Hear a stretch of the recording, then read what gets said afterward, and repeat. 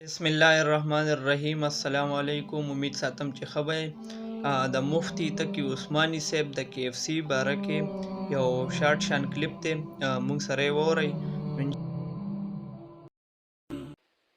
ایک تحریک چل رہی ہے، وہ اسرائیل اور امریکہ کی مصنوعات کا بائیکاٹ کرنے کی. یہ بھی کچھ غیرت مند مسلمان ایسی تحریک چلا رہے ہیں اور سنا ہے کہ اس کا کچھ اثر بھی ہو رہا ہے. اس میں ایک بات مجھ سے بار بار پوچھی جاتی ہے، وہ یہ ہے کہ یہاں پر جو فرینچائز ہیں، جیسے میک ڈونلڈ ہے یا کے ایف سی ہے یا اس قسم کے جو کمپنیاں ہیں جن کی غذائیں وغیرہ بکتی ہیں، اس کے جو مالک ہیں وہ مسلمان ہیں، پاکستانی ہیں. البتہ چونکہ فرنچائز کا انہوں نے معاہدہ کر رکھا ہے، لہذا 5% یا 10% آمدنی کا حصہ وہ ان کمپنیوں کو جاتا ہے. تو اگر ان کا بائیکاٹ کیا جائے گا تو خود ان مسلمانوں کو نقصان پہنچے گا جو کہ فرنچائز لیے بیٹھے ہیں.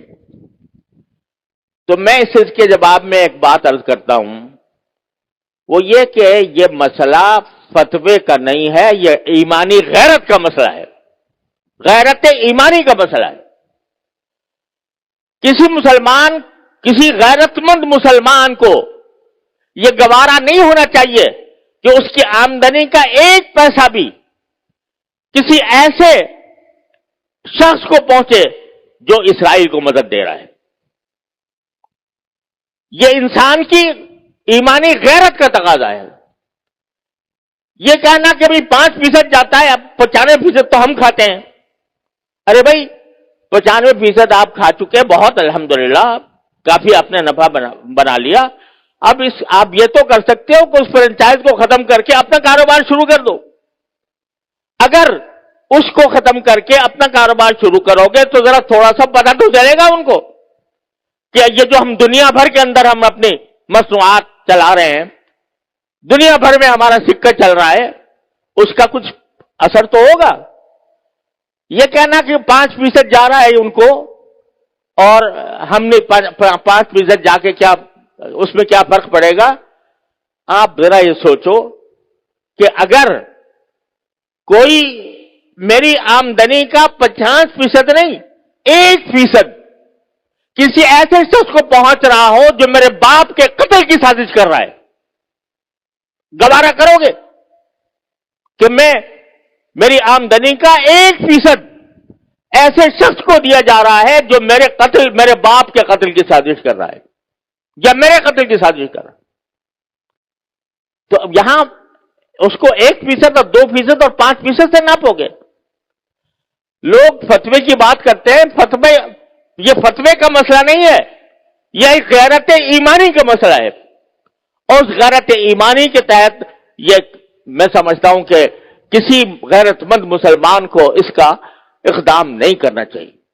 لہذا یہ بھی اس کوشش کا ایک حصہ ہے. اور اس وقت یوں سمجھو کہ میں تو یہ سمجھتا ہوں کہ ایک لحاظ سے پوری امت مسلمہ حالت جنگ میں ہے،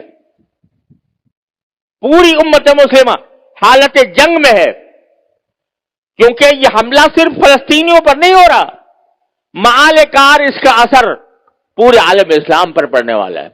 لہذا حالت جنگ میں ہے.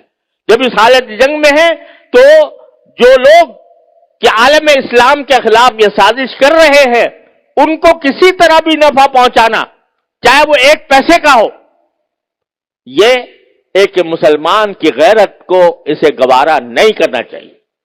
لہذا میں اس بات کی حمایت کرتا ہوں کہ ایسی چیزوں کا بائیکاٹ کیا جائے جس کا فائدہ ان طاقتوں کو پہنچ رہا ہے.